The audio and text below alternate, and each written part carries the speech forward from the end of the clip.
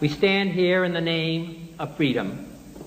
At the heart of that Western freedom and democracy is the belief that the individual man, the child of God, is the touchstone of value, and all society, all groups and states exist for that person's benefit. Therefore, the enlargement of liberty for individual human beings must be the supreme goal and the abiding practice of any Western society. The first element of this individual liberty is the freedom of speech, the right to express and communicate ideas, to set oneself apart from the dumb beasts of field and forest, the right to recall governments to their duties and to their obligations.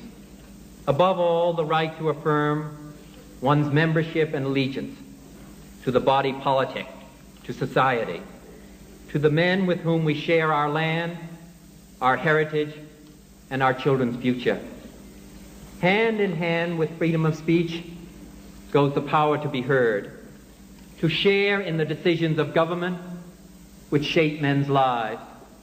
Everything that makes man's life worthwhile, family, work, education, a place to rear one's children and a place to rest one's head, all this depends on the decisions of government. All can be swept away by a government which does not heed the demands of its people, and I mean all of its people. Therefore, the essential humanity of man can be protected and preserved only where government must answer, not just to the wealthy, not just to those of a particular religion, not just to those of a particular race, but to all of the people. And even government, by the consent of the governed, as in our own Constitution, must be limited in its power to act against its people, so that there may be no interference with the right to worship, but also no interference with the security of the home.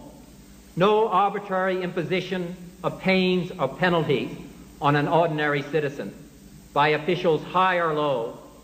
No restriction on the freedom of men to seek education or to seek work or opportunity of any kind, so that each man may become all that he is capable of becoming. These are the sacred rights of Western society. These were the essential differences between us and Nazi Germany, as they were between Athens and Persia. They are the essence of our differences with communism today. I am unalterably opposed to communism because it exalts the state over the individual and over the family, and because its system contains a lack of freedom of speech, of protest, of religion, and of the press, which is characteristic of a totalitarian regime. The way of opposition to communism, however, is not to imitate its dictatorship, but to enlarge individual human freedom. There are those in every land who would label as communist every threat to their privilege. But may I say to you, as I have seen on my travels in all sections of the world, reform is not communism. And the denial of freedom in whatever name only strengthens the very communism it claims to oppose. Yet the great ideals have constantly recalled us to our own duties. And with painful slowness, we in the United States have extended and enlarged the meaning and the practice of freedom to all of our people.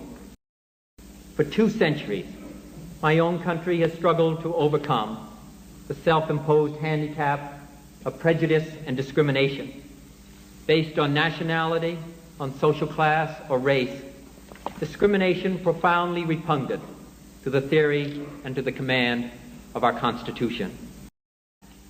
We must recognize the full human equality of all of our people before God, before the law, and in the councils of government.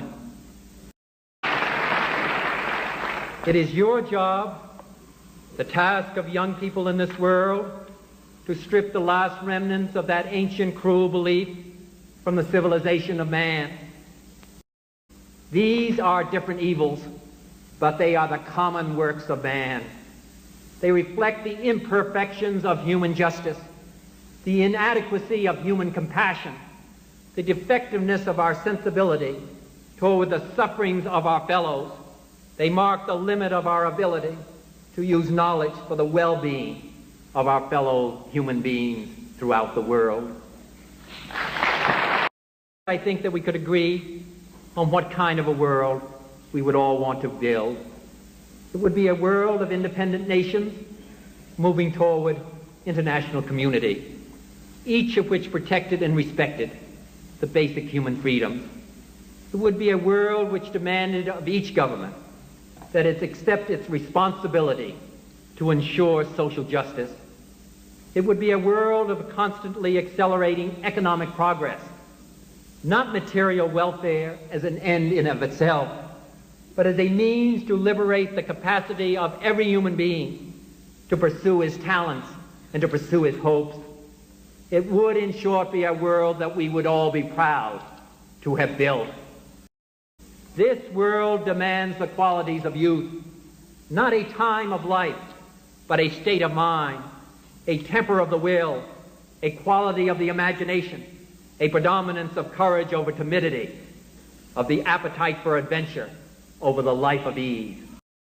Yet this is the measure of the task of your generation, and the road is strewn with many dangers.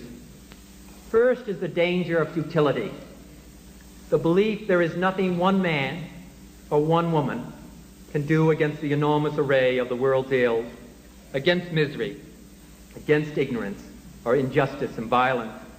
Yet many of the world's great movements of thought and action have flowed from the work of a single man. Few will have the greatness to bend history, but each of us can work to change a small portion of the events, and in the total, all of these acts will be written in the history of this generation. Each time a man stands up for an ideal, or acts to improve the lot of others, or strikes out against injustice, he sends forth a tiny ripple of hope, and crossing each other from a million different centers of energy and daring, those ripples build a current which can sweep down the mightiest walls of oppression and resistance. If Athens shall appear great to you, said Pericles, consider then that her glories were purchased by valiant men and by men who learned their duty. That is the source of all greatness in all societies, and it is the key to progress in our time. The second danger is that of expediency, of those who say that hopes and beliefs must bend before immediate necessities. Of course, if we must act effectively, we must deal with the world as it is. We must get things done. And a third danger is timidity. Few men are willing to brave the disapproval of their fellows, the censure of their colleagues, the wrath of their society. Moral courage is a rarer commodity than bravery in battle or great intelligence. It is the one essential, vital quality for those who seek to change the world, which yields most painfully to change. For the fortunate amongst us, the fourth danger, my friends, is comfort, the temptation to follow the easy and familiar path of personal ambition and financial success so grandly spread before those who have the privilege of an education. But that is not the road history has marked out for us. And everyone here will ultimately be judged, will ultimately judge himself on the effort he has contributed to building a new world society and the extent to which his ideals and goals have shaped that effort. With a good conscience, our only sure reward, with history the final judge of our deeds, let us go forth to lead the land we love, asking his blessing and his help, but knowing that here on earth, God's work must truly be our own. I thank you.